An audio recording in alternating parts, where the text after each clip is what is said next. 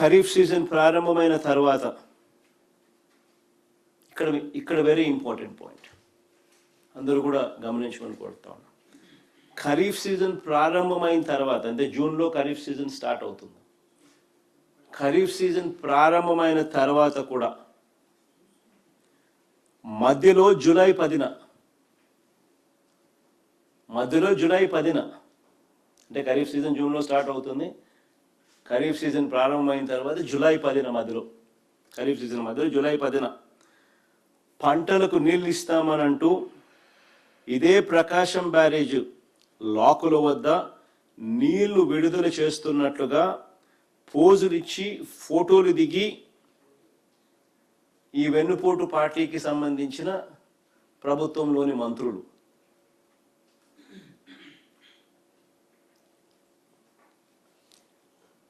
ఈ మాదిరిగా publicity stunt చేశారు.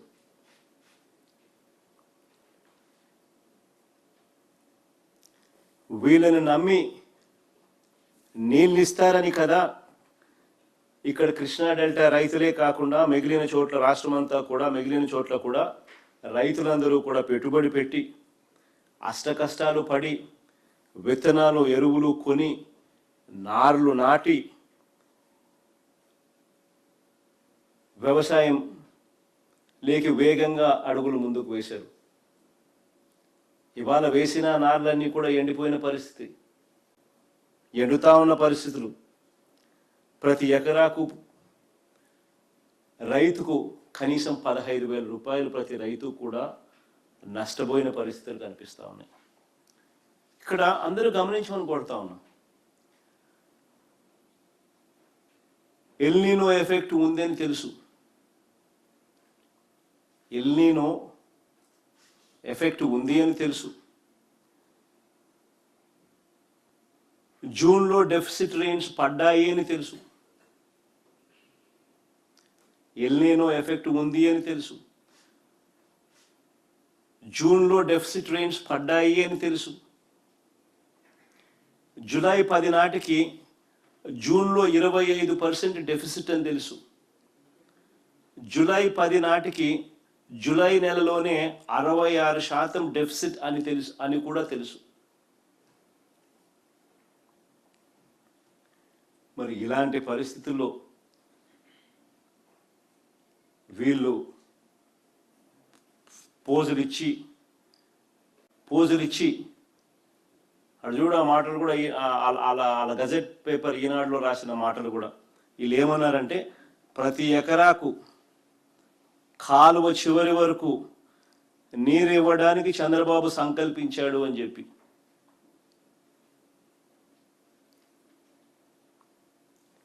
అని వీళ్ళు పబ్లిసిటీ ఇవ్వడంతో రైతులు వీళ్ళ మాటలను నమ్మి పెట్టుబడులు పెట్టారు.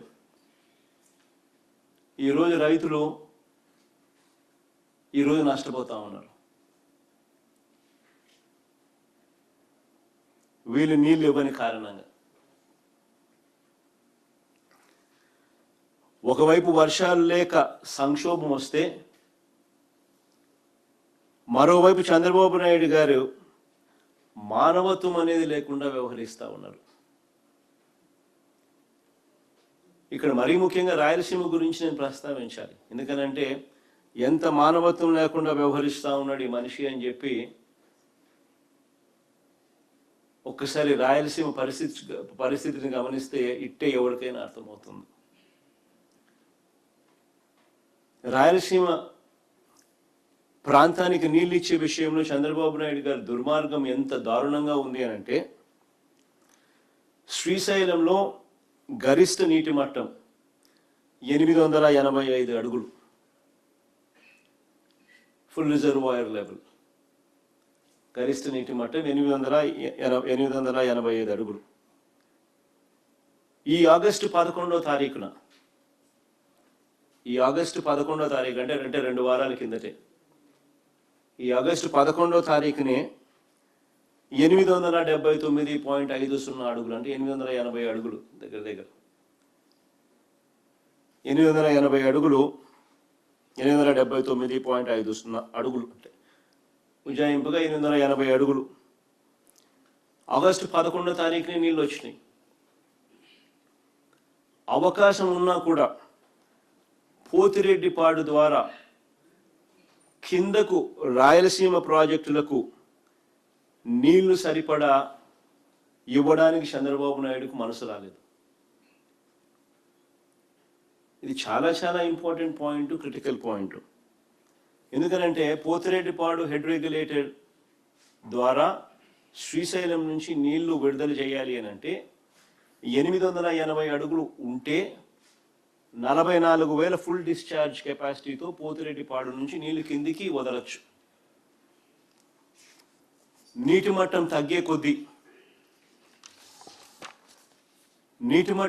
కొద్దీ అంటే 880 అడుగుల నుంచి నీటి మట్టం తగ్గే కొద్దీ పోతిరెడ్డిపాడు ద్వారా నీళ్ళు ఇచ్చే పరిస్థితి తగ్గుతూ పోతుంది. 854 అడుగులకు శ్రీశైలంలో నీళ్లు ఎప్పుడైతే పడిపోతాయో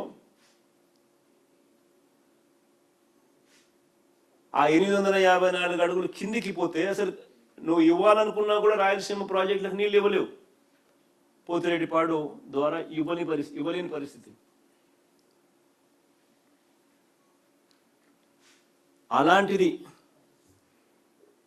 అలాంటిది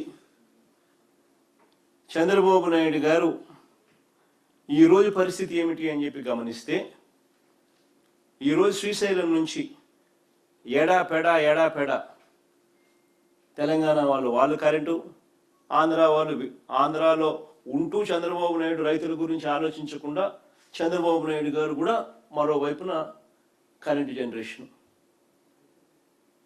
48,000 క్యూసెక్కులు డ్రా చేస్తా ఉన్నారు.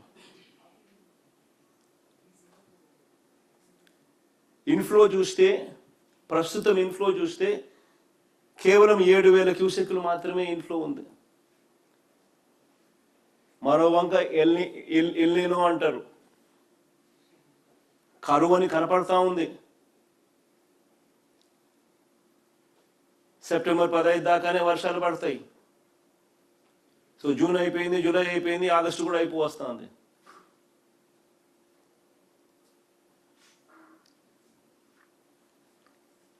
నలభై 48,000 క్యూసెక్లు అవుట్ఫ్లో, 7,000 క్యూసెక్లు ఇన్ఫ్లో. నికరంగా చూస్తే దాదాపుగా 3.5 టీఎంసీల నీళ్లు శ్రీశైలం నుంచి ఖాళీ అవుతా ఉన్నాయి. ఇదే పరిస్థితి కొనసాగితే, ఇదే మాదిరిగా వర్షాలు పడని పరిస్థితి, డెఫిసిట్ రేంజ్ కొనసాగితే 3 వారాల్లోనే శ్రీశైలం రిజర్వాయర్లోని నీటి మట్టం 854 అడుగులు దిగువకు చేరిపోతుంది. ఈరోజు బహుశా 165 టీఎంసీలు ఏదో నీళ్లు ఉన్నట్టుండే, కరెస్పాండింగ్ టు 875, 875 ఫీట్. రోజుకు 3.5 టీఎంసీ లెక్కన డ్రా చేస్తా పోతా ఉంటే దాదాపుగా 75 టీఎంసీలు చిల్లర 3 వారాల్లో.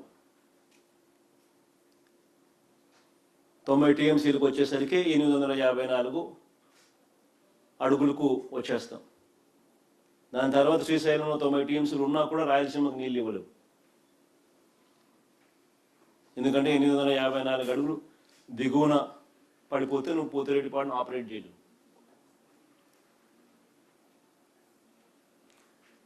ఈ లోపల ఒకసారి రాయలసీమలో డ్యాముల పరిస్థితి ఎలా ఉంది అని చెప్పి ఒకసారి గమనించమని చెప్పి కొడతా ఉన్నా. స్లైడ్ కూడా ఒకసారి వేయండి.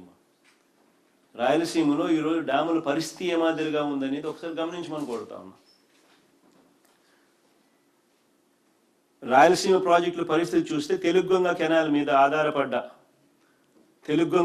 మీద ఆధారపడి ఉన్న వెలుగోడు, బ్రహ్మంసాగర్, సోమశిల, కండలేరు ఈ ప్రాజెక్టులకు సంబంధించిన గ్రాస్ స్టోరేజ్ కెపాసిటీ 180 టీఎంసీలు అయితే ఇప్పుడున్న నీళ్లు కేవలం 55 టీఎంసీలు మాత్రమే ఉన్నాయి. ఇందులో డెడ్ స్టోరేజ్ దాదాపుగా 14 టీఎంసీలు కన్నా తీసేస్తే ఇక అందుబాటులో ఉన్న నీళ్లు కేవలం 41 టీఎంసీలు మాత్రమే అందుబాటులో ఉంటాయి. అంటే కేవలం 23% నీళ్లు మాత్రమే ప్రజలకు అందుబాటులో ఉండే పరిస్థితి.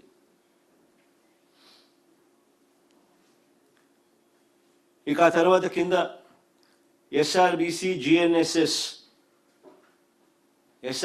జిఎన్ఎస్ఎస్ కింద ఉన్న ప్రాజెక్టులు ఒకసారి గమనిస్తే గోరకల్లు, అవుకు, గండికోట, పైడిపాలెం, వామికొండ, సర్వరాయ సాగర్, చిత్రావతి రిజర్వాయర్లు.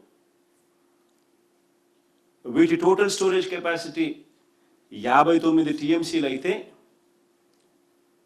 ఇప్పుడున్న స్టోరేజ్ కెపాసిటీ కేవలం 31 టీఎంసీలు మాత్రమే. డెడ్ స్టోరేజ్ 8 టీఎంసీలు తీసేస్తే మిగిలి ఉన్నది కేవలం 23 టీఎంసీలు మాత్రమే అందుబాటులోకి ఉండే అవకాశం. అంటే కేవలం 39% మాత్రమే నీళ్ళు అందుబాటులో ఉన్న పరిస్థితి. ఇక హెచ్ఎన్ఎస్ఎస్ కింద కొంచెం సైడ్ ముందుకు పోమా. ఇక హెచ్ఎన్ఎస్ఎస్ కింద ఉన్న ప్రాజెక్టులు ఒకసారి గమనిస్తే జీడిపల్లి, గొల్లపల్లి, చెర్లోపల్లి, పత్తికొండ, కృష్ణగిరి, అడవిపల్లి వీటికి సంబంధించిన గ్రాస్ స్టోరేజ్ కెపాసిటీ 43 టీఎంసీలు ఉంటే ఇప్పుడున్న నిల్వ కేవలం 4 టీఎంసీలు మాత్రమే. కేవలం 4 టీఎంసీలు మాత్రమే. డెడ్ స్టోరేజ్ 1.65 1.65 టీఎంసీలు తీసేస్తే ఇక అందుబాటులో ఉండేది కేవలం 2.5 టీఎంసీలు నీళ్లు మాత్రమే. అంటే రానున్న రోజుల్లో పరిస్థితి మరింత తీవ్రంగా ఉంటుంది. ఎల్నినో ఎఫెక్టు అని కనిపిస్తూ ఉంది.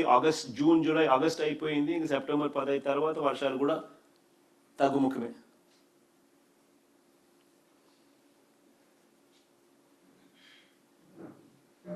వర్షాలు కూడా ఈ మాదిరిగానే ఉంటాయి.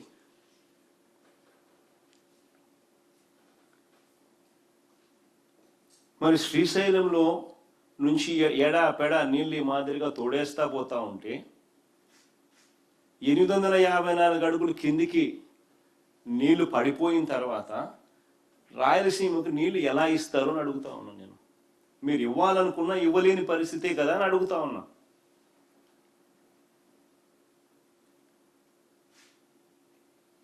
మరి ఇప్పుడు మీరు ఎందుకు ఇవ్వడం లేదు?